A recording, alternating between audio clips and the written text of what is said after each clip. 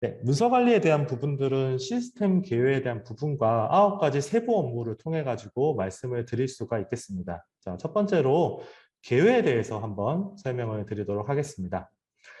네, 문서 관리는 업무 관리의 꽃입니다.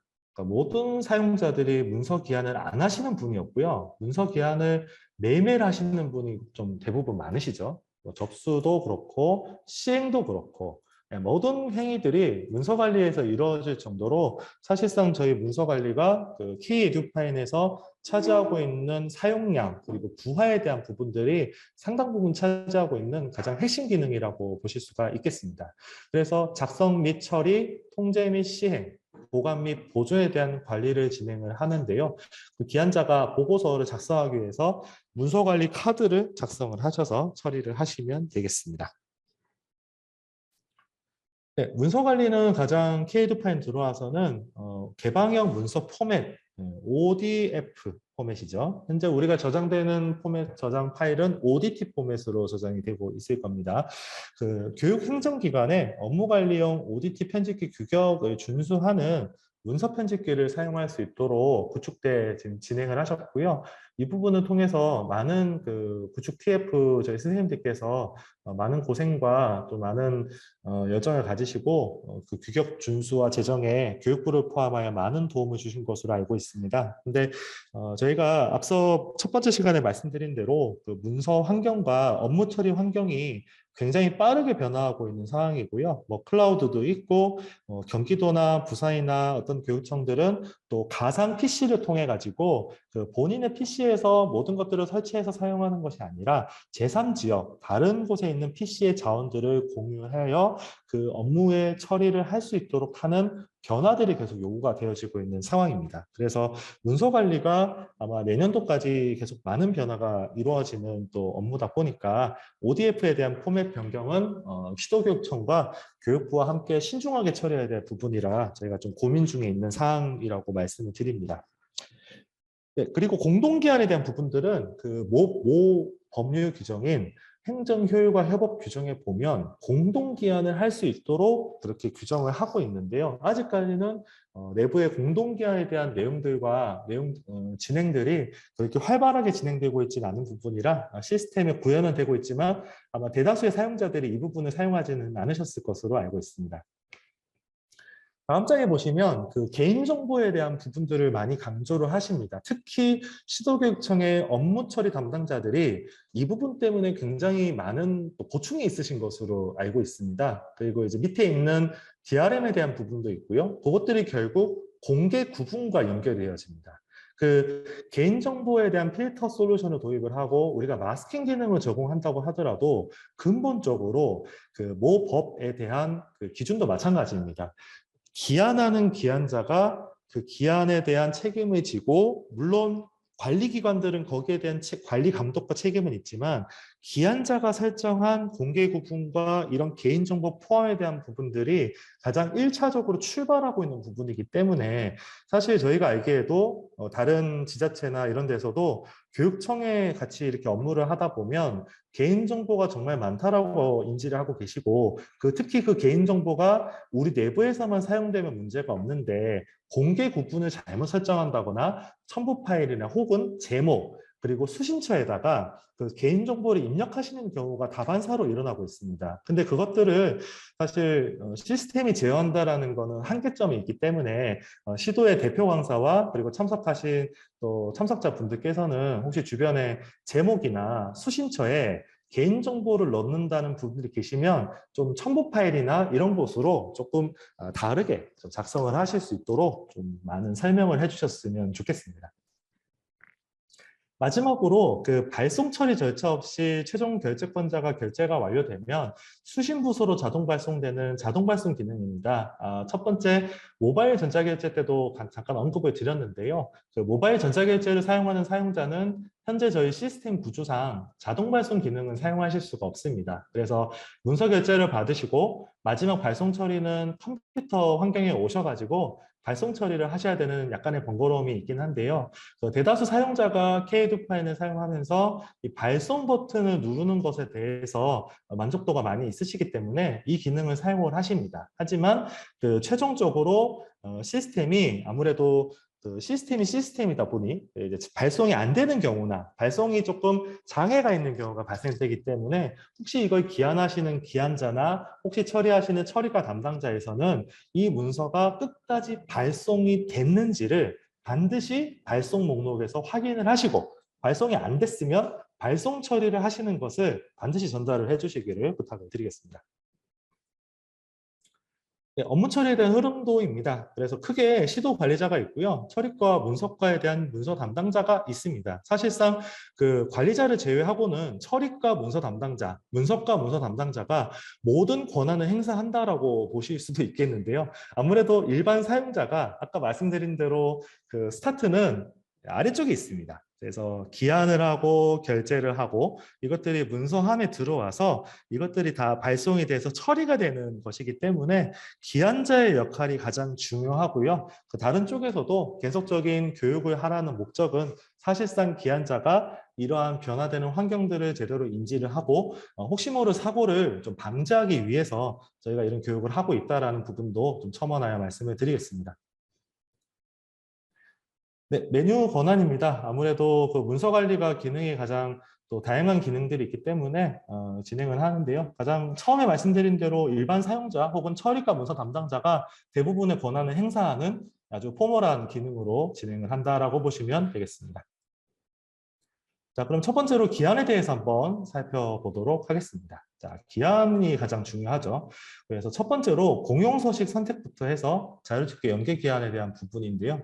자, 업무 처리 흐름도가 보면 좀 복잡한데 쉽게 보시면 서식을 선택을 하고 그거에 대한 과제 카드를 선택을 해서 이제 기한을 하는 이런 정도의 형태인데 여기에 돼 있는 선택사항, 그러니까 요즘에는 이 선택사항들이 많이 강조가 됐습니다. 하단에 있는 문서에 대한 갑지죠. 문서관리 카드를 작성함에 대해서 가장 중요하게 좀 생각하시는 대국민 공개 여부, 열람 범위, 그리고 열람 제한. 그러니까 신규 공무원분들이 열람 제한과 열람 범위를 굉장히 신경 쓰시는 경향들이 많이 있으십니다. 그리고 선택사항에 대해서는 공람에 대한 부분들과 개인정보 필터, 그리고 특정교육청은 마스킹 기능들을 굉장히 잘 활용을 하셔가지고 잘 활용들을 하고 계셔서 저희도 좀 말씀드릴 때는 마스킹 기능들을 좀 잘 활용을 하셔가지고 좀 참고하시는데 도움이 되셨으면 좋겠다라고 말씀을 좀 드리고 싶네요.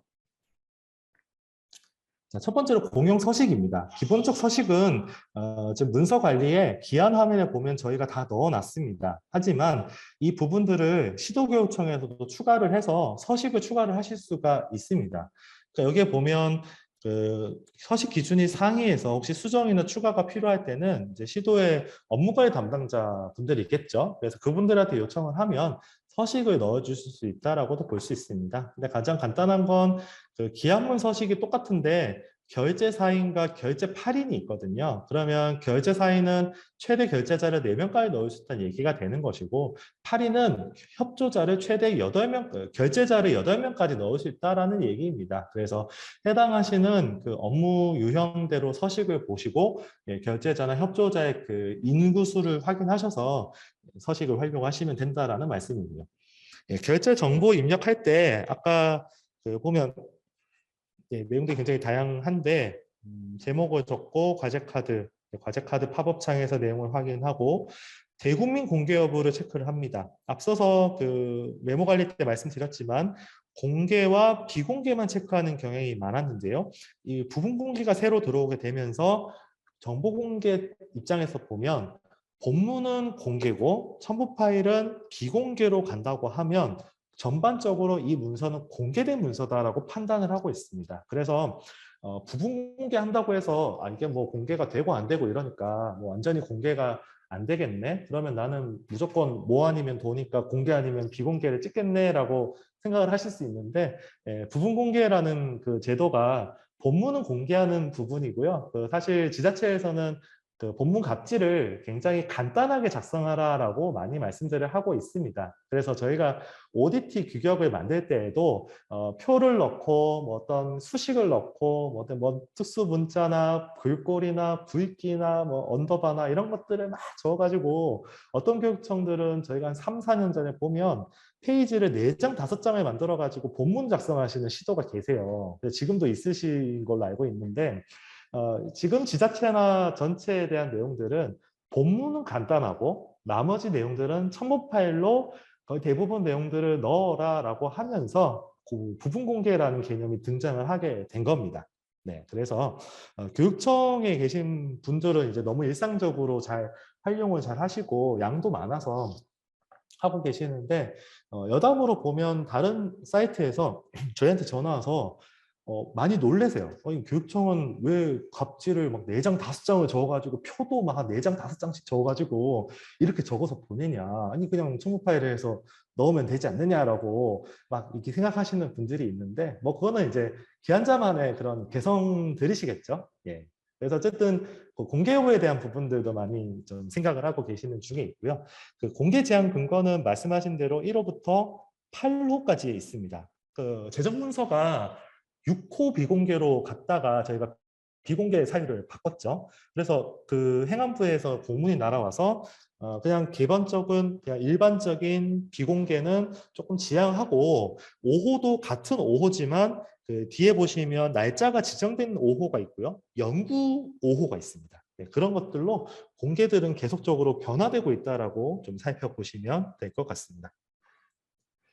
자, 그래서 서식 두 번째 보시면 아까 말씀 안 드렸던 이 부분입니다. 기타 보안에 대한 부분인데요. 열람시 암호 확인은 열람 때 아까 메일을 열으셨을 때 보면 인증서 창 나왔을 때 인증 절차 후에 그 여는 것을 열람시 암호 확인이라고 볼 수 있는데 7월 달부터 문서 암호화에 대한 내용들이 추가가 되었습니다. 그래서 그 문서 암호화를 체크를 하시면 이 하단에 있는 문구 내용들이 표시가 되게 되어 있습니다. 그래서 빨간색으로 되어 있는 것들을 특히 주의하셔서 보시고요. 이 DRM을 거신다고 하더라도 저희 현재 그 설계 때 기준은 DRM이 걸린 문서가 바깥으로 나가거나 그리고 정보 공개에서 안 보이거나 사립유치원 같이 사인이 인터넷과 혼재되어 있는 곳에서 EVPN을 통해서나 혹시 스쿨렛을 통해서 들어왔을 때 문서가 안 보이겠지라고 생각하시는 분들이 있으세요. 근데 그거는 아닙니다. 저희가 결제가 되면 평문으로 저장이 되기 때문에 외부로 날아가는 문서는 DRM을 체크해도 평문으로 날아가게 지금 사용이 되고 있습니다. 그래서 빨간색을 넣고 밑줄까지 그은 이유가 충분히 있기 때문에 혹시 대표 강사분들이 이번에 그 하반기에 교육을 진행하실 때 보면 문서 암호화를 시행하시는 9개 교육청 거기에서 혹시 사용자들이 이 부분 때문에 질의를 하실 경우가 있습니다. 그래서 이 부분은 제가 강조해서 그런 부분이 아니다라고 좀 한번 말씀을 해 주시면 좋을 것 같고요. DRM에 대해서는 아직 도입 초기이기 때문에 혹시 업무 관리에서 사용하거나 사용자 요청 사항에서 혹시 불편한 사항이다라고 들어온 경우에는 저희가 협의회나 내부 검토를 통해서 계속적으로 바꿀 수 있다는 점도 같이 말씀을 드리겠습니다. 자, 그래서 공용 서식에 대한 기본적인 정보를 다 입력을 했습니다. 근데 이제 과제 카드 하단에 보시면 관련 정보를 입력할 수 있는 내용도 진행이 되어지죠. 그리고 결제 목록이 아까 설명드렸다시피 똑같은 5호를 체크해도 그 감사 입찰 계약에 대해서는 영구로 되어 있을 거고요. 내부 검토나 의사에 대한 것들은 지정 날짜까지만 비공개고요. 그 다음 날짜에는 공개로 풀리게 되어 있습니다. 그래서 특히 저희가 뭐 일이 많고 또 이런 처리해야 될 내용들이 많아서 이 공개 구분 하나하나를 정말 세밀하게 체크할 수 없다고 하지만 이런 것들을 체크할 때 내가 추구하는 그리고 내가 추진하는 업무가 계속적으로 비공개가 돼야 될 사항인 건지 아니면 기간을 정해서 뭐 일주일이나 한 달 뒤에 풀려야 되는 것인지를 한번 체크하셔가지고 입력을 하시면 될 것 같습니다.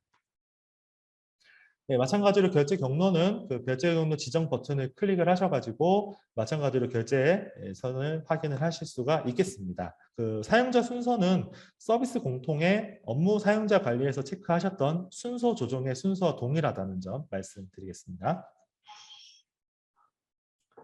네, 그리고 수신자 지정 화면이 있습니다. 그래서 수신자는 다양합니다. 저희가 조직 또는 기본적으로 내부에서 하는 거고요. 그 공용, 지역, 개인 수신 그룹은 사용자나 혹은 관리자가 설정한 그룹을 안에서 설정해서 체크할 수 있도록 하는 부분입니다. 그리고 행안부 유통을 선택을 하면 공공기관의 조직도가 나타나서 수신자를 추가할 수 있는 부분이고요.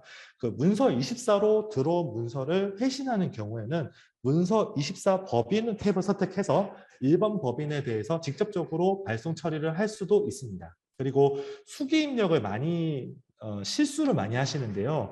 이 수기 입력을 하시고 여기에서 수신자 표기명에 본인이 이름을 적습니다. 근데 여기에다가 학교 같은 경우가 특히 주의하셔야 되는 것들이 여기에 작성한 수신처는 바깥의 문서가 결제가 되고 문서 대장에 이 문서가 날아가면 수신처 내용이 모든 부서나 처리과 외부에 공개된 사용자들에게 이 내용이 다 공개가 되게 되어 있습니다. 그래서 여기에다가 홍길동, 성춘향, 이몽룡을 막 적으셨다. 그러면 이것들이 성춘향, 홍길동, 이몽룡이 봤을 때는 이게 민감한 문서일 수도 있잖아요. 그러면 그 해당한 기한했던 담당자나 그 조직에 민사소송까지 할 수 있는 여지를 줄 수 있다라고 계속 제보가 들어오고 있는 상황입니다. 그래서 특별히 수기 입력을 하셨을 때는 그 해당하는 그룹의 이름을 적는 것보다는 조금 내용을 가리시거나 다른 내용들을 좀 고민하셔가지고 수기 입력을 좀 체크하시는 부분들 확인하시면 되고요. 그리고 국립학교에 대한 내용들이 있는데요. 지금 K-에듀파인을 사용하는 국립학교도 소수지만 거의 대부분 국립학교는 K-에듀파인을 사용하지 않습니다. 그래서 행안부 유통 탭에 들어가셔가지고 해당 국립학교를 체크를 하셔서 내용을 확인하시면 되겠습니다. 네, 하단에 공람과 지식공유는 이제 결제 경로를 다 체크하시고 공람과 지식공유를 확인하실 수가 있겠죠. 필수값은 아닙니다. 네, 그 다음에 이제 그 마스킹과 개인정보 필터에 대해서는 말씀을 드렸죠. 그래서 마스킹 선택하면 개인정보가 마스킹이 되는데 이 원본에 대한 부분과 화면에 체크한 부분들을 마스킹 범위를 할 수가 있습니다. 근데 적용되는 시점이 좀 상이하기 때문에 혹시 이제 마스킹을 하고자 했을 때는 저희가 제공해 드리는 자료들을 좀 잘 참고하셔가지고 어느 시점에 마스킹이 되는지를 좀 살펴보시는 게 좋을 것 같고요. 그 개인정보 필터에 대해서도 선택 버튼을 누르면 어느 정도의 내용이 검출되었다라고 하지만 사실상 이 개인정보 필터도 우리가 미리 설정해 놓은 패턴에 따라서 검출하는 그런 구조입니다. 그래서 뭔가 이거 AI가 탐지한다 이런 개념이 아니고 얘도 어떤 그런 루틴과 그런 그 지식들이 있어야 개인정보를 탐지할 수 있는 부분이기 때문에 혹시 필터에서 나오지 않았다 할지라도 혹시나 본문이나 그런 내용들에 개인정보가 있는지는 기한자가 반드시 확인을 하시고 기한을 하시는 것을 추천드립니다. 네, 공용서식에 이제 결제 경로를 체크하셨고 그다음에 임시 저장을 하셨다가 자동 저장된 문서들도 이제 불러올 수는 있겠죠. 하지만 자동 저장 문서보다는 뭐 대부분 이제 그렇게 사용을 하시죠. 한글에서 불러왔다가 한 ODT 편집기를 이제 설치된 데다가 넣어서 한글에 있는 내용을 복사해서 한 ODT에다가 복사를 하고 한 ODT에 복사된 내용을 다시 복사하셔가지고 본문에다가 넣는 것들을 좀 많이 추천드립니다. 원래 그 한글과 ODT에 대한 부분이 같지만 형식이 조금 차이가 있기 때문에 아마 현장에서는 계속적으로 그 예의가 왔을 때 왜 한글 문서가 기한기창에 그 열렸을 때 왜 그게 제대로 표시가 되지 않느냐라는 이야기를 하시는 분들이 많이 계십니다. 근데 이거는 원래 저희 구축했었을 때 목적은 한글 문서를 열어서 한 ODT에다가 그 내용을 복사를 하고 거기서 다듬어서 기한기 본문창에 넣으면은 100% 깨지지 않고 완벽하게 그 내용이 들어가도록 처음 설치 때 구축 때 그렇게 구현을 해 두었던 사항입니다. 그래서 조금 불편하시더라도 그것들이 조금 생활화되어지고 하면 한글 파일을 넘겨서 깨지는 것보다는 훨씬 더 나은 결과를 보실 수 있기 때문에 참고하시면 좋겠다라는 부분을 여담으로 말씀을 드리겠습니다. 네, 그래서 결제 정보 입력할 때 홍보 문구를 할 수 있죠. 그러니까 홍보 문구는 그 교육청에서 설정하고 그다음에 그 같은 부서에서 설정하는데 개인에서도 설정해 달라는 요구가 많습니다. 근데 기본적으로는 저희가 그 설정된 설정 값을 가지고 와서 시도의 전체 홍보 문구를 일괄적으로 적용을 해 놓은 사항입니다. 그래서 이 부분에 대한 기본 값은 시도교육청에 대한 그 공통 설정들이 원래 기본 설정으로 들어가 있다라고 보시면 되겠습니다. 네, 그리고 요약에 대한 팝업 화면과 읽어오기에 대한 부분들도 기한문에 반영하실 수가 있겠죠. 자, 그래서 공동기한에 대한 부분은 아까 설명드렸기 때문에 공동기한을 좀 넘어가도록 하겠습니다. 마찬가지로 공동기한에 대한 부분이고요. 결제 정보 입력에 대한 부분입니다. 그래서 아까 그 자동 발송을 처리했었을 때 하단에 안내 문구가 이렇게 표시되도록 저희가 바꿔드렸습니다. 원래는 표시가 안 됐었습니다. 그러다가 일단 그 발송을 눌렀는데 해당 경우에 좀 이 부분이 그냥 평상시에 보고 문서나 단순히 뭐 접수하는 문서면 뭐 이렇게 다 날리는 문서면 관계없지만 뭐 시간을 다투고 뭐 이것들이 기한이 정해져 있는 문서의 경우에는 그 문서가 우리 안에서 처리가 됐다고 했을지라도 발송이 제대로 됐을 때가 문서가 마무리되는 시점이거든요. 그래서 그 해당하는 메모를 반드시 확인하시고 난 다음에 이제 발송 마무리가 됐는지를 좀 판단하시는 게 좋을 것 같습니다. 네, 공용서식에 대한 부분들 중에 긴급에 대한 부분이죠. 긴급 처리를 하셔서 이제 결제 올림을 하실 수가 있고, 긴급 문서를 지정했었을 때는 그 결제자의 결제 대기함에서 가장 위에 그 최상단에 표시가 되고요. 이 최상단에 표시된 거는 고정이 아닙니다. 또 다른 문서가 긴급으로 날라오면 첫 번째 문서가 두 번째가 되고요. 두 번째 또 한 개 올라오면 세 번째가 되는 이런 구조다라고 확인을 하시면 되겠습니다. 본문 입력 내용입니다. 드디어 이제 결제 정보를 다 입력을 하시고 이제 본문 탭을 아까 클릭을 하셨죠. 제가 중간에 그 한글 문서 열고 한 ODT에다가 복사를 하고 한 ODT에서 내용 복사를 해서 기한기에다가 붙이십시오라고 말씀을 드렸습니다. 네. 그 얘기가 여기서 나오는 얘기겠죠. 그래서 본문을 작성된 내용을 가지고 작성을 하시고요. 첨부에 대한 내용들을 확인하셔서 첨부를 하시면 됩니다. 근데 여기에서 많이 좀 헷갈려 하시는 부분이 이제 1, 2, 3번이라서 저희가 심었는데 2번만 한번 설명드릴게요. 행안부 유통 탭을 사용하는 유통 문서에 대한 부분하고 문서 24에 대한 부분은 본문하고 첨부물에 전체 용량이 5메가를 넘어서면 안 됩니다. 저희 시스템에서는 일단 5메가가 넘지 않도록 설정을 해 두었는데요. 간혹 첨부 파일이 4.999메가였고 본문이 하나가 있고 그것들이 이제 결제가 돼서 유통문서로 날아가는데 거기에서 다시 그 XML 파일하고 변환하는 작업들이 진행이 되거든요. 그럼 그 진행되는 전체 용량이 10메가를 넘어서면 안 되는 거예요. 그러니까 저희 문서가 본문하고 첨부 파일만 있는 게 아니고 여기 화면에 보시면 이 관인하고 상징이 있잖아요. 예, 상징이 있고 밑에 도장 있지 않습니까? 그러니까 뭐 원장, 뭐 교육감, 도장까지 모든 것들을 다 포함해가지고 신메가가 넘어서면 안 되기 때문에 현재는 그 행안부 유통에서 그 내부적인 정책을 우리가 수용하고 있는 입장이기 때문에 이 부분을 늘리거나 조정하는 것은 교육청 업무관리 시스템만 노력한다고 해서 늘어날 수 있는 부분이 아닙니다. 그래서 조금 그 사용자들이 이거 가지고 많이 불편하다라고 말씀을 드리는데 사실 저희도 뭐 이 부분이 제대로 시스템에서 좀 어려움이 없는지를 항상 체크하고 있지만 모든 것들이 그 유통을 타고 넘어가는 부분이기 때문에 한계점이 있다라는 부분들을 다시 한번 좀 말씀을 드리도록 하겠습니다.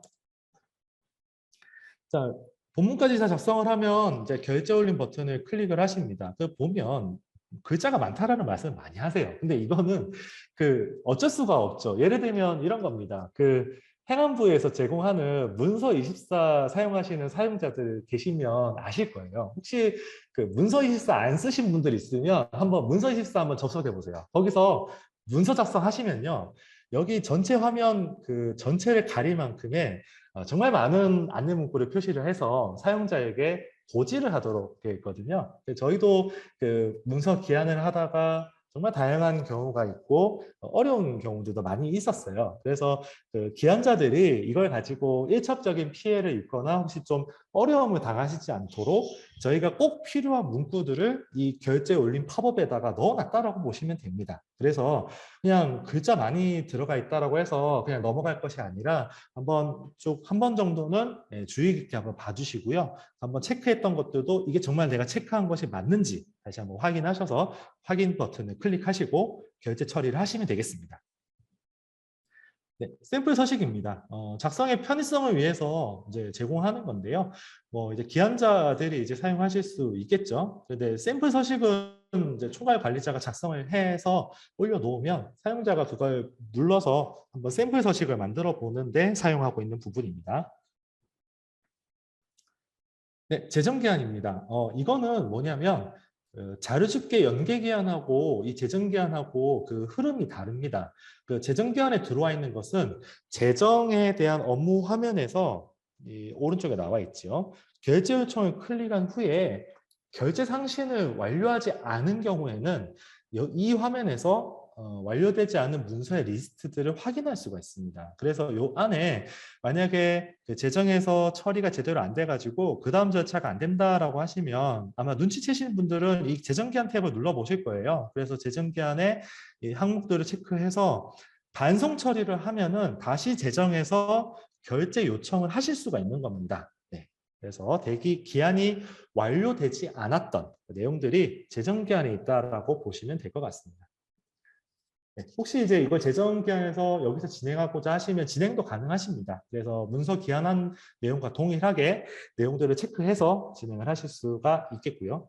마찬가지로 대국민 공개 여부나 이런 것들은 체크하시는데 5호 선택을 지금 간편 결제는 지금 설정이 불가하다라고 저희가 지금 적어 두었습니다. 그래서 결제 올림 팝업을 하셔서 확인까지 쭉 하시면 이제 결제 경로까지 설정을 하시는 건 기한과 동일하겠죠. 그러면 이것들이 설정이 되어지면 일반 기한하고 다르게 재정문서는 이 재정문서 탭이라는 것들이 추가로 보여지게 되어 있습니다. 그래서 이 하단에 있는 OZ 파일, 그 OZT 파일이죠. 이것들을 이 뷰어 영역에서 화면을 보여드린다라고 보시면 되는 겁니다. 그래서 수정이나 이런 것들은 원래 절차에서는 들어가 있지 않았고요. 재정기한이나 연계기한의 모든 시작점과 수정과 종료는 해당 업무에서 수정, 기한, 종료 처리를 하시고 업무 관리는 그것들을 결제를 하고 반송을 하는 그런 기능들로 말씀을 드린 겁니다. 근데 여기에서 하반기에 저희가 추가되는 기능은 하도 학교나 이런 데서는 전에 그 구업무 관리나 구에듀파인 했었을 때는 시스템이 달랐잖아요. 그 구에듀파인에서 작성을 하면 구업무 관리에 넘어와가지고 수정도 좀 할 수 있었는데 지금은 동일하다고 생각하시지만 간단한 제목이나 이런 것들이 수정이 안 돼서 그 중간에 그 분들이 좀 많이 힘들다. 그래서 그런 것들은 조금 수정할 수 있는 여지를 좀 달라라고 말씀을 하셔서 저희가 해당 그 한계점들을 조금 넘지 않은 선에서 수정을 할 수 있는 기능들은 좀 저희가 일부 제공해 드리는 것으로 기능 변경이 된 부분을 말씀을 드립니다. 네, 그래서 임시 저장이라는 것들은 그 아까 문서 관리 그 카드 기한에서 임시 저장을 클릭한 문서들을 이 화면에서 보시고요. 제작성이나 삭제를 하실 수 있다라고 보시면 되겠습니다.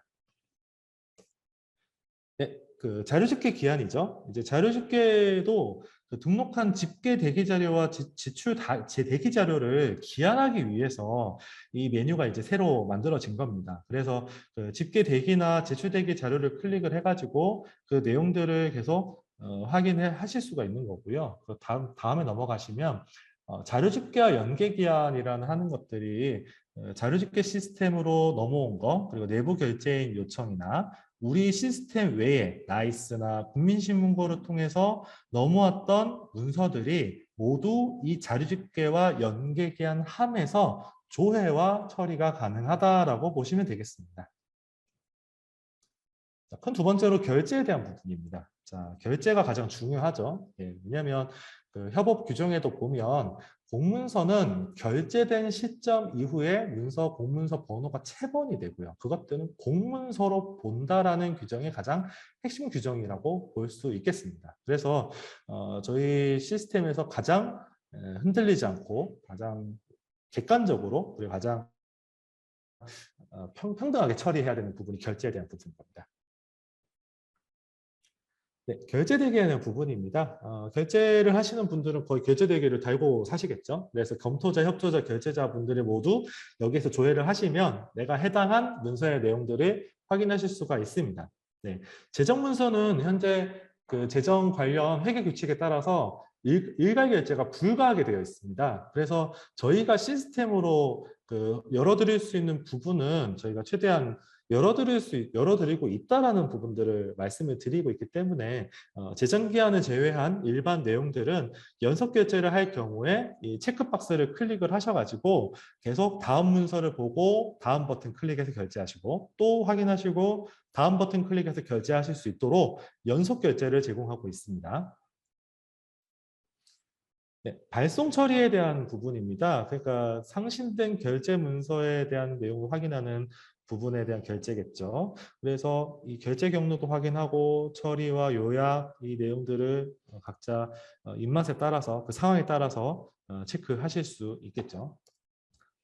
그래서 결제 대기를 했었을 때 그 체크하면 문서에 대한 의견들도 조회를 하실 수가 있는 거예요. 그래서 이 부분 문서를 체크를 하고 의견을 누르면 여기에 대한 기한자나 검토자 이런 분들이 남긴 의견들을 참고하실 수 있다고 보시면 되겠습니다. 그리고 여기에 대해서 그 문서의 상태를 확인하실 수가 있겠죠. 그러면 이제 문서 처리에 따른 상태에 대한 부분들도 추후에 내용들을 좀 보시고 주의 깊게 한번 기억해 보시면 좋을 것 같습니다. 네, 일괄 결제 부분입니다. 앞서 말씀드린 그 일괄 결제가 가능한 문서가 있고요. 그 우측 하단에 보면 일괄 결제가 불가한 문서 유형을 7가지로 저희가 해서 넣어드렸습니다. 그래서 이 문서들은 지금 공개 구분을 변경한다든지 아까 말씀드린 재정 회계 규칙 관련해서 안 된다든지 이런 각각의 사유에 따라서 일괄 결제가 가능한 유형이 있고요. 일괄 결제가 불가한 유형이 있기 때문에 이 부분은 좀 사용자들에게 다시 한번 좀 정리해서 같이 알려주시면 도움이 되시지 않겠나 싶습니다. 그래서 일괄 결제가 가능한 문서의 경우에는 체크박스를 처리해서 의견을 일괄적으로 작성하셔서 처리를 할 수 있고요. 일괄 과제 결제나 일괄 담당자 지정도 이 화면에서 처리가 가능하십니다. 네, 그래서 자주 봐야 될 문서에 대해서는 즐겨찾기가 가능하십니다. 그래서 체크하셔가지고 그 즐겨찾기 내용을 누르셔서 저장을 하시면 그 문서가 되고요. 즐겨찾기 폴더를 가기 위해서는 좌측 탭에서 문서 새 폴더 만들기를 이렇게 클릭을 하셔가지고 이 즐겨찾기가 저장된 문서를 폴더를 선택을 한 후에 저장을 하시면 되겠습니다. 네, 문서 진행에 대한 부분도 많이 살펴보시죠. 기한자분들이 많이 확인하시는 화면입니다. 기한한 문서가 어디까지 갔냐, 이거를 열었는데 결제를 안 하신 건지, 돌려주신 건지, 뭐 중단하신 건지, 뭐 이런 것들이 많이 있단 말이죠. 그러면 이제 그걸 가지고 그 기한자가 그 다음 액션을 어떻게 취할 것인지를 많이 결정을 하시는 거예요. 그래서 저희 시스템에서 그 CSR도 거의 대부분 이 문서 진행과 처리에 대한 부분들을 많이 질의하시죠. 관심이 많다라는 부분으로 보실 수가 있습니다.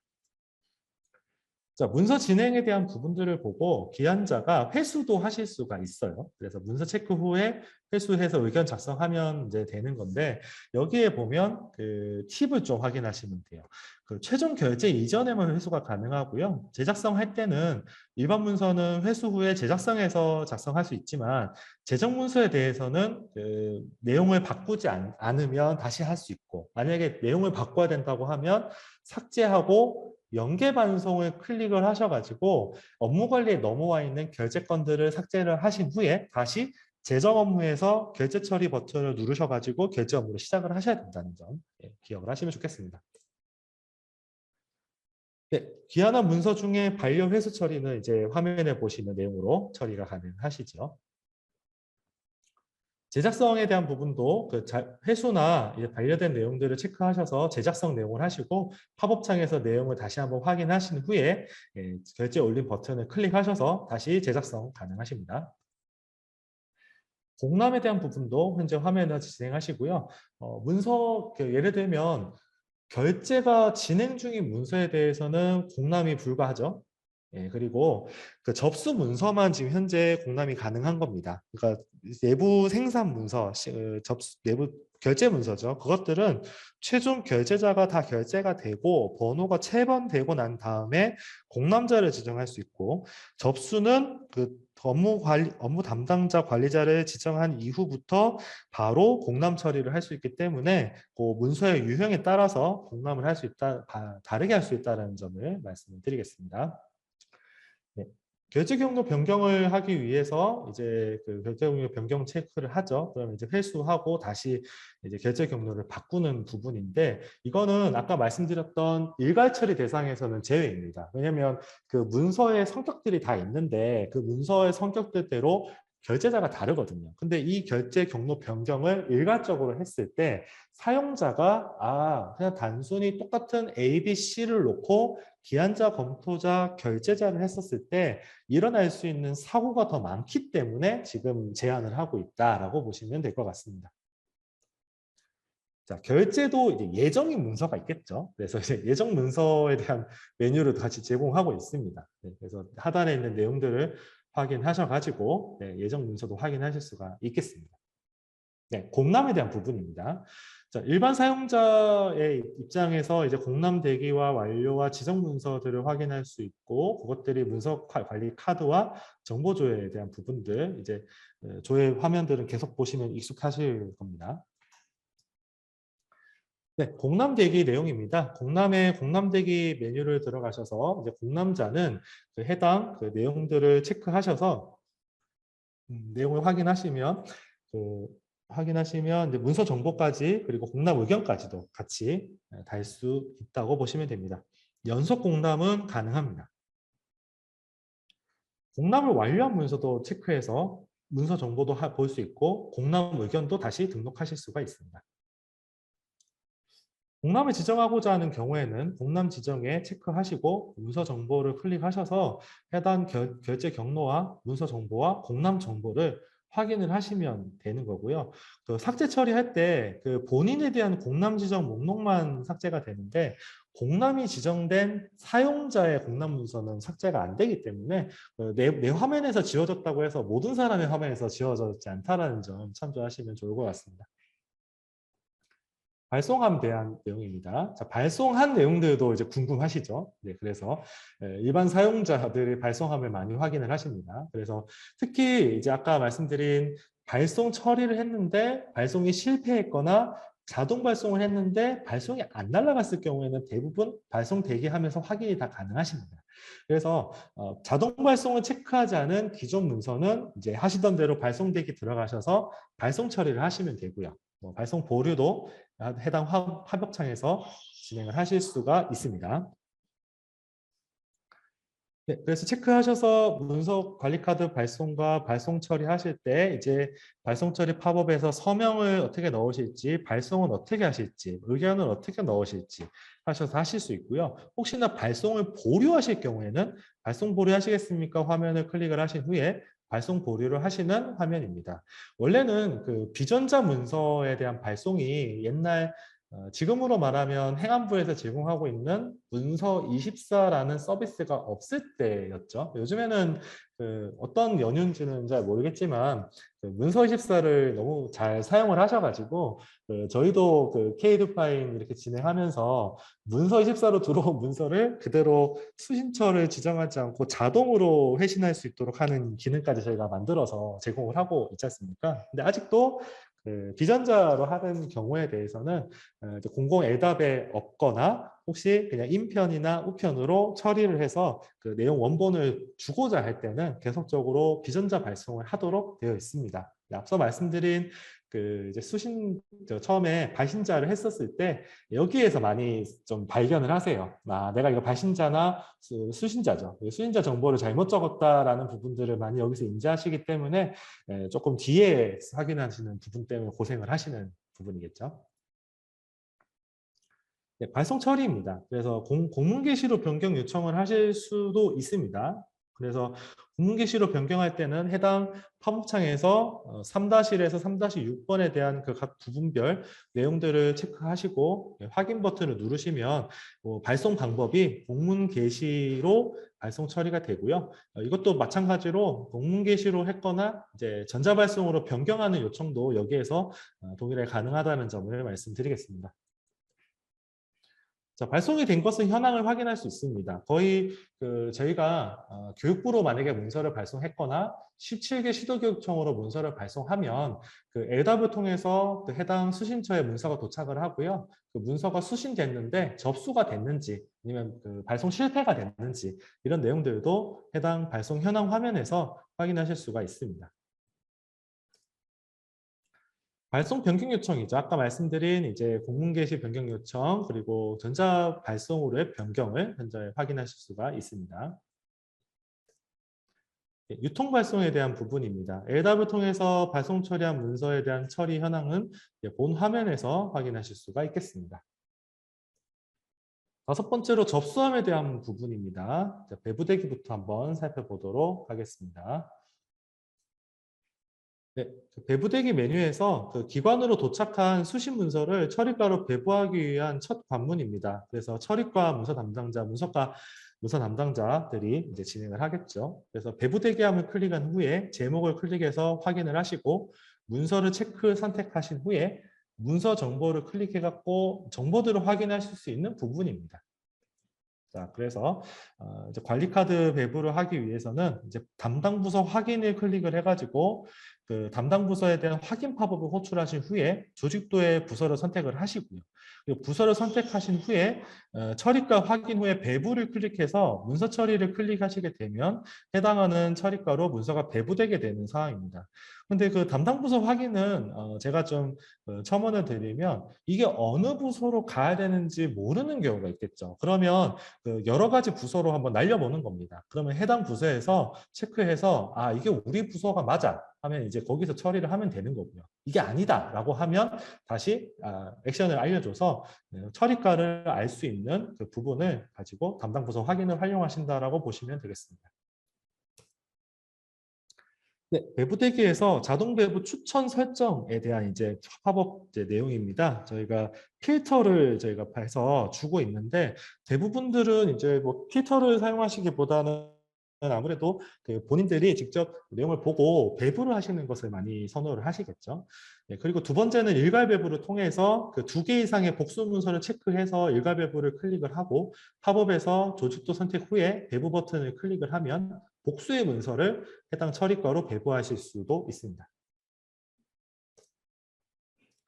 네, 접수대기입니다. 그래서 배부가 이제 들어왔죠. 그러면 처리과 문서 담당자가 이 접수대기 화면에서 계속 보실 거예요. 그래서 제목도 보고 문서 정보도 보시고 이렇게 맞는 점을 확인을 하시겠죠. 자, 그러면 이제 그 접수 이제 그 화면에서 결제 경로 지정을 선택해서 결제 경로 확인하시고 거기에서 업무 관리자, 결제자 있죠. 담당자 결제선을 추가하는 겁니다. 네, 여기에서도 그 이제 많이 언급되시는 부분인데 뭐 업무 관리자가 위여야 되고 담당자가 위여야 한다라는 그 시도교육청 사용자별로 이게 순서를 이제 어떻게 지정하는 것이냐에 대해서 굉장히 팽팽한 의견들을 많이 주고 계세요. 그래서 아마 제 기억으로는 K루파인에서 한번 이 관리자와 담당자 설정 순서를 한번 바꿔드린 적이 있었어요. 하지만 원상복구된 기억이 있어서 네 이거는 약간 그 뭐라 하죠? 이제 아빠가 좋아 엄마가 좋아라는 부분처럼 아 이거는 정답은 없다. 하지만 현재 그 지금까지 사용했던 것처럼 이제 담당자 혹은 그 관리자 이런 순서는 계속적으로 옛날부터 사용하고 있는 순서를 계속 준용을 해서 사용을 하고 있다라고 보시면 되겠습니다. 예, 그래서 일괄 재배부도 가능하십니다. 그래서 팝업에서 의견 작성하시고 문서 선택하시고 재배부하면 다시 재배부도 가능하시고요. 네, 자동 담당자 지정도 이렇게 그 필터 해가지고요. 담당자도 지정해서 하실 수도 있습니다. 일괄 접수도 가능하시고 일괄 담당자 지정도 해당 화면에서 처리가 가능하십니다. 예, 비전자 문서 같은 경우는요. 여기 그 접수 대기에서 비전자 문서라는 버튼을 클릭을 하시면 등록, 수정, 삭제에 대한 화면이 세 가지가 표시가 됩니다. 그래서 등록을 먼저 하셔서 등록 기록 저장해서 확인을 하시면 이제 목록에서 확인이 가능하실 거고요. 이것들을 수정하고자 하는 경우에는 체크를 하시고 비전자 문서 수정을 누르신 다음에 수정을 하셔도 되고요. 삭제도 가능하십니다. 자, 추가 기능에 보시면 재발송 요청을 하실 수도 있습니다. 유통 문서가 넘어왔는데 아무래도 이걸 좀 접수가 잘 안 되거나 해서 그쪽에다가 다시 얘기하셔가지고 이거는 다시 한번 보내주세요라고 해서 재발송 요청을 하실 수 있는 기능도 있습니다. 원래 법령에서도 그 접수 문서가 수신처에 넘어왔을 때 수신처는 두 가지 기능을 선택을 하실 수가 있고요. 그 접수 문서로 처리하는 방법과 그 문서를 수신 반송을 하고 다시 재수신해서 접수 처리하는 방법 두 가지를 보시면 되겠습니다. 네, 접수 대기에서도 공람 가능하다고 말씀드렸죠. 그래서 해당 추가 기능에서 공람 버튼 클릭해서 공람 가능하시고요. 결제 경로도 변경이 가능하십니다.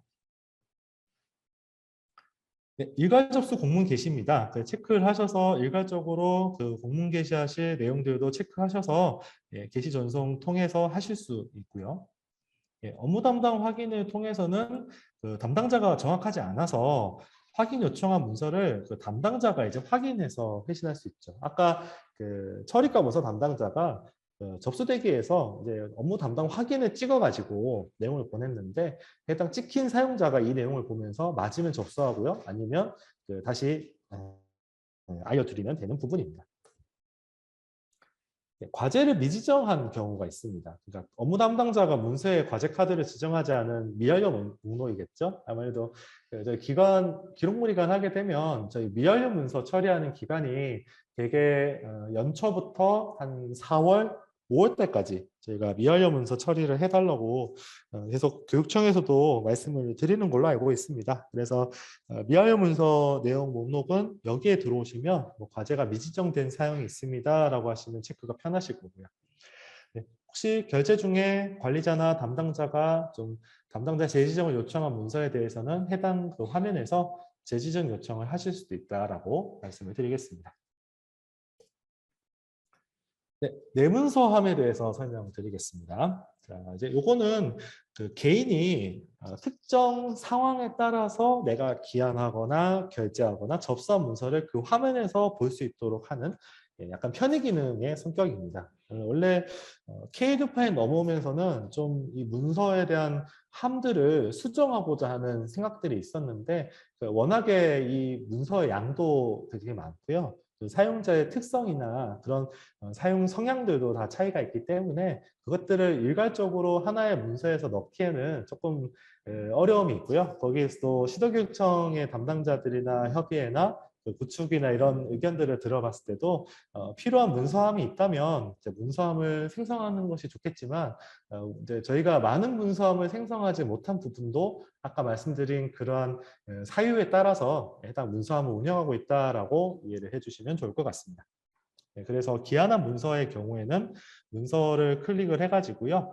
첨부물 분리 등록도 할 수 있고 발송 요약 정보도 확인할 수 있습니다. 그래서 이제 처음 첨부물 분리 등록에 대한 부분도 이제 여기 팁을 확인하셔가지고 한번 체크해 보시면 좋을 것 같고요.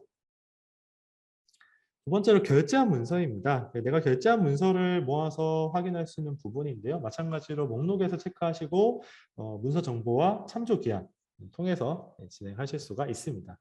특별히 이제 참조 기한을 하시게 되면 기존의 본문을 붙임으로 하는 새로운 문서 관리 카드가 작성되는 겁니다. 그러니까 전의 목록은 ODT 파일 형태로 첨부로 떨어져서 참조 기한이 떨어진다라고 보시면 되겠습니다. 네, 접수한 문서입니다. 내가 접수한 문서들 열람하는 부분이죠. 네. 그래서 선택해서 문서 정보를 클릭하면 하단에 결제 경로와 발송 정보, 문서 정보들을 확인하실 수가 있습니다. 네, 마찬가지로 연계 기한한 문서에 대한 부분입니다. 이것은 나이스나 국민신문고나 자료집계를 통해서 한 문서들을 볼 수가 있고요. 재정문서는 기한한 문서에서 확인하실 수가 있습니다. 네, 이유는 그 재정문서는 예전 같았으면 업무관리 시스템과 별도였기 때문에 외부 연계로 저희가 생각을 했었는데 지금 K2파인 들어오면서는 한 집에 같이 살고 있는 그 처리라고 보기 때문에 재정 기한도 별도 함이 아니라 기한한 함에서 확인하실 수 있도록 이렇게 변경됐다라는 부분 참고하시면 되겠습니다. 네, 제가 출장이나 휴가 등으로 부재가 설정되어 있을 때 결제 안함으로 처리할 수 있습니다. 거기에 대한 사후 열람 개념으로 부재중 문서함을 운영하고 있고요. 보시는 것은 해당 화면하고 동일합니다. 그래서 부재 중인데 내가 결제 문서에 결제 안함으로 결제선이 등록되어 있는 문서만 볼 수 있기 때문에 거기에 대한 참고 다시 한번 해보시면 좋을 것 같고요. 네, 보안 공유를 받은 문서는 또 별도의 문서함에서 확인을 하실 수가 있습니다. 네, 공개 예정은 앞서 그 과제 카드 설정하고 공개 구분 체크할 때 계속 잠겨 있는 오호죠. 비공개 영구로 되어 있는 오호와 특정 날짜가 지나면 공개로 전환되는 오호 문서가 이제 분리된다라고 말씀을 드렸습니다. 그러면 사용자 입장에서는 그 해당 문서 하나하나를 다 뭐 메모장이나 일기장에 적어 놓는 것이 아니기 때문에 그 시스템에서 열람이 풀린, 그러니까 공개로 바뀌는 예정 날짜의 문서들을 이렇게 예정 문서 메뉴에서 확인하시고 그 사용자가 공개 구분 변경에 참고하실 수 있도록 그렇게 메뉴를 제공하고 있습니다. 문서함에 대해서 한번 살펴보도록 하겠습니다. 자, 문서함도 이제 기한한 그 개인 문서함처럼 내용이 많죠. 자, 업무 처리 흐름도에 보시면 부서장, 그리고 문서과 문서 담당자, 처리과 문서 담당자, 일반 사용자로 나눌 수가 있겠습니다. 자, 문서 등록 대장입니다. 자, 이제 K2 파일 사용하시는 분들은 문서 등록 대장은 그냥 머리에다 꿰고 계실 거예요, 아마. 그래서 저희도 기본적인 그 운영과 이제 지금 진행하는 주체는 모든 내용의 기초는 문서 등록 대장에서 문서 관련한 업무는 거의 다 진행할 수 있도록 확인할 수 있도록 한다라는 기본 전제를 가지고 처리를 하고 있는데 워낙 이제 사용자들이 문서 검색을 자주 하시지 않습니까? 아까 내가 기한을 했는데 어느 정도 결제가 진행됐는지도 궁금하시고요. 그것들이 발송이 어떻게 됐는지도 궁금해하시고 결제가 된 우리 부서의 문서들도 확인을 하시고 싶은 그 요구가 많으십니다. 그래서 아침에 출근하면 한번 검색해 본다라는 말이 있을 정도로 하고 있는 상황이고요. 예, 그래서 문서 정보와 이제 비전자 문서 등록도 해당 내용들로 보실 수가 있겠습니다. 네, 그래서 등록 일자는 아까 말씀드린 대로 모든 사용자가 조회를 하기 때문에 이것들을 이제 그 조회 쿼리문이 돌아가면서 이제 해당 결과를 뿌리는 구조가 되지 않겠습니까? 근데 뭐 한 명이 하는 게 아니라 뭐 수천 수만 명이 한꺼번에 조회를 하면은 결국 시스템에 부담이 되고요. 사실 자주 활용하고 있는 그 검색 기간은 사용자별로 모두 다릅니다. 그래서 이 문서 등록 대장은 다른 요구들이나 그런 성능 개선 요구들에 대해서도 최종 기본 그 설정 기간은 최대한 짧게 가져가는 것이 어떻겠냐라는 이야기들을 많이 하셔서 저희가 기본값은 좀 최소 시간으로 두고 있고요. 물론 이 시간을 지나서 뭐 1년이나 특정 개월수를 체크해서 조회하는 것도 가능하시기 때문에 그 해당 조건 펼치기 하셔가지고 조회 기간을 늘리거나 줄이셔서 활용하시면 되겠습니다.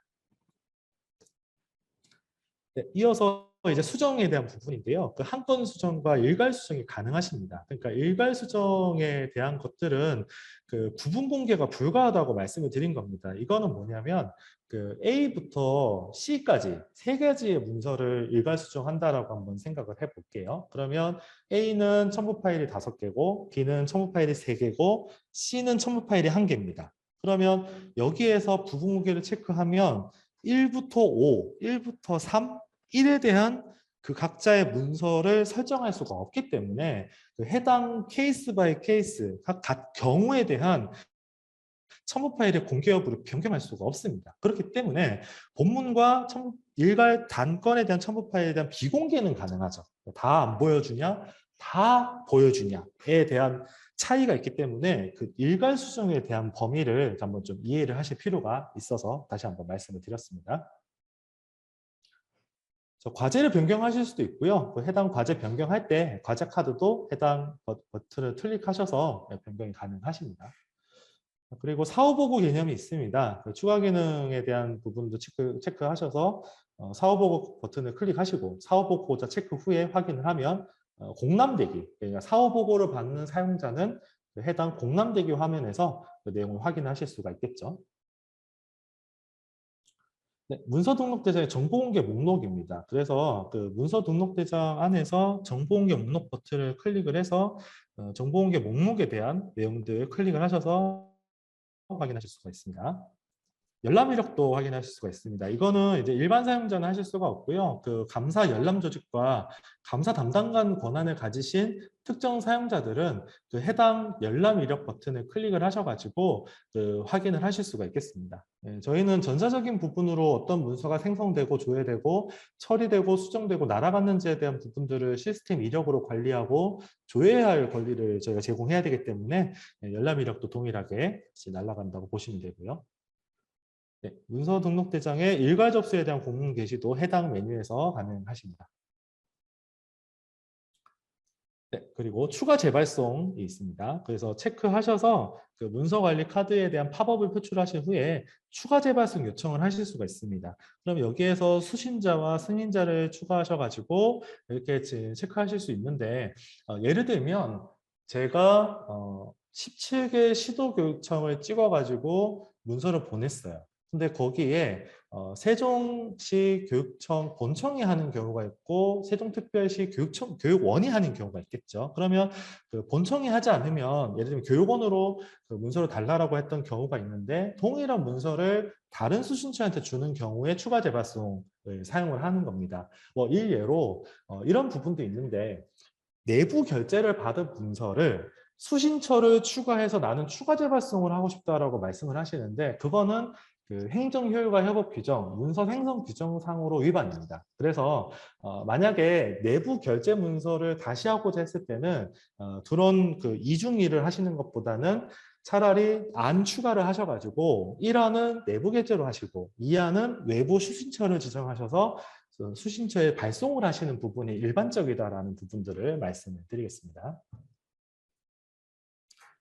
네, 그 문서는 모든 것들이 접수되고 처리되고 반송되는 것으로 끝나는 게 아닙니다. 중단도 가능합니다. 왜냐하면 법령에 중단할 수 있다라는 규정이 있습니다. 그래서 저희가 그 법령 그대로 중단만 할 수 있도록 저희가 진행을 하고 있고요. 결제권자는 처리 부분에 중단이라고 체크해서 결제를 하실 수가 있습니다. 그렇다면 그 문서는 계속 중단을 해서 끝나버립니다.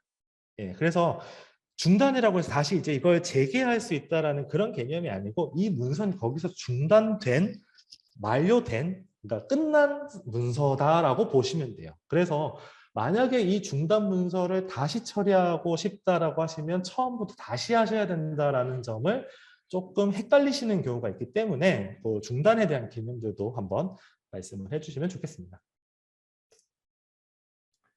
완료되지 않은 문서는 미완료 문서 함에서 확인하실 수가 있습니다. 주로 처리과 문서 담당자가 해당 처리과에서 완료되지 않은 문서들을 확인을 하고 내가 기한자를 재지정하거나 결제 경로를 바꾸거나 하는 내용들을 할 수 있도록 처리 관리 권한을 드리고 있는 상황입니다. 또 그리고 재정이나 연계 문서를 반송하는 경우도 현재 가능하고요. 회수도 가능합니다. 네, 메모랑 그 동일하게 관리자 주요 문서도 있습니다. 그래서 그 문서 안에서 관리자 주요 문서로 지정한 그 문서를 해당 문서함의 관리자 주요 문서함에서 확인할 수가 있고요. 만약에 이 문서가 이제 관리자 주요 문서가 아니다라고 하는 경우에는 체크를 하시고 관리자 문서 해제 버튼을 누르시면 해제도 가능하십니다. 부서에서 인수된 문서입니다. 그러니까 기관에서 인수한 문서를 일반 사용자가 조회하는 거죠. 그래서 부서 인수 문서 함을 선택하시고 목록을 조회하시고 제목을 선택하셔서 동일하게 문서관리 카드를 조회하실 수가 있습니다. 인사이동된 문서도 해당 메뉴에서 확인하실 수가 있겠죠. 그래서 인사이동한 문서를 선택하시고 조회 조건 선택 후에 그 문서 제목을 선택하시면 동일하게 인사이동된 문서도 확인을 하실 수가 있겠습니다. 이송, 반송된 문서도 동일하게 확인이 가능하실 거고요. 원문 공개된 문서입니다. 이건 좀 말이 어려운데요. 그 정보공개 포털을 통해 가지고 제가 20일이라고 말씀드렸잖아요. 그러면 제가 어제 9월 19일 날 문서를 결제를 받았어요. 그러면 그 20일 새벽에 19일에 결제된 해당 교육청 처리과의 문서 목록이 행안부 정보공개 포털 시스템으로 자동 전송됩니다. 그러면 그 사용자 입장에서 정보공개 포털에서 예를 들면 대구광역시 교육청을 검색을 하고 거기에서 조회 조건을 입력 후에 검색 버튼을 누르시면 9월 19일에 결제한 문서가 나옵니다. 거기에서 공개로 해놓은 문서는 본문도 보실 수 있고 첨부 파일도 보실 수가 있습니다. 그러면 그 해당 민원인이 정보공개 포털에서 이 문서를 열람을 했습니다라는 것들을 제공하는 것이 해당 원문 공개된 문서에서 확인하실 수 있는 내용이다라고 보시면 되겠습니다. 네, 공동기한한 문서는 해당 공동기한 문서 조회 대장에서 조회하실 수가 있겠죠. 네, 그리고 이제 배부 대장입니다. 그 기관에서 수신된 문서를 처리과로 배부 완료한 문서의 목록을 조회할 때는 해당 배부 대장에서 체크하셔서 확인하실 수가 있고요. 문서에 대한 즐겨찾기도 항상 가능하십니다. 네, 부서에서 공개 예정인 문서들도 해당 부서 공개 예정 문서 화면에서 확인하실 수가 있습니다. 네, 이제 마지막입니다. 문서 현황 통계에 대한 부분들 말씀드리고 마치도록 하겠습니다. 네, 기관별 문서 생산 현황입니다. 네, 여기에 대한 문서 현황은 저희가 구 업무 관리를 하고 다시 현재 K-유드파인 시스템을 구축하는 과정에서 시도 교육청, 특히 통계 담당자 이런 분들이 물론 교육정보 통계나 다른 서비스에서 다운로드 받으셔서 사용할 수 있지만 자주 사용하고 계시는 기관별 문서 생성 그리고 접수 현황 이런 것들을 조금 메뉴에서 확인할 수 있도록 조금 만들어 달라라는 요구들을 많이 하셨습니다. 그래서 그 많은 요구들을 담기에는 저희가 좀 한계가 있었고요. 저희가 수용할 수 있는 범위들을 정해가지고 해당 문서 현황 탭에서 만들어서 그 내용들을 조회하실 수 있도록 제공했다라고 참고하시면 될 것 같습니다. 그래서 그중 첫 번째는 기관별의 문서 생산 현황에 대한 부분이고요. 감사 담당자 열람 이력입니다. 여기에 대해서는 그 감사 담당자 권한을 가진 사용자 혹은 감사 열람 조직을 갖고 있는 사용자가 그 들어왔을 때 이 열람 이력 화면에서 확인하실 수가 있는데요. 저희가 이거는 아마 기능 개선해서 저 내부에 말씀드렸던 거는 감사 담당자가 아니라 감사 열람 조직으로 특정 시점으로 들어갔었을 때 혹여나 그 조회가 안 될 수 있다라는 부분을 말씀드렸습니다. 근데 그거는 이제 감사 담당자 부분들을 진행하심에 있어서 좀 시도교육청별로 약간 좀 그 사용하시는 패턴이 조금 다르시다 보니까 저희가 그거 통계를 보셨을 때 혹은 이 교육을 듣지 않더라도 혹시 이 감사 담당자 열람 이력을 통해 가지고 혹시 그 열람 이력을 조회하고 파일로 다운받아서 활용하고자 했었을 때 혹시 이게 데이터 누락이 아닌가라는 부분들을 말씀하실 수 있을 것 같아서 저희가 하단에 그 설명 페이지에다가 그 내용을 넣어드렸다라고 보시면 되겠습니다. 자, 이제 통계 이제 그 부분인데요. 아까 말씀드린 이제 부서별 처리 문서에 대한 현황들 그리고 내용들 보실 수 있겠죠. 내용들이 많습니다. 결제자별 문서 처리, 기한자별 문서 처리, 부서별 생산 문서, 문서 발송, 그리고 기간 문서 발송에 대한 이제 부분들을 이제 조회할 수 있도록 이제 저희가 말씀을 드리고 이렇게 활용을 해서 제가 잘 사용하고 계시는데요. 혹시 이제 어떤 A 교육청과 B 교육청에서 이 통계 자료를 생성하고 사용함에 있어서 약간 바라보시는 관점이 다른 경우가 있습니다. 그러니까 학교에 소속된 범위를 어디까지 할 것이냐, 또 여기에 대한 조회 조건을 어떻게 할 것이냐라는 것들은 사실 그 업무 관리 시스템이나 K-에듀파인 시스템은 저희가 생산 시스템이라는 것들을 가지고 있기 때문에 사실 이런 통계들이나 이런 조회들이나 하는 그 기본적인 내용들은 저희가 EDS라는 그 교육정보 통제 시스템이나 이런 차세대 사업을 하고 있기 때문에 그런 부분들을 통해 가지고 좀 충분히 이제 반영이 되지 않겠나라고 말씀을 드리고 있는 부분입니다.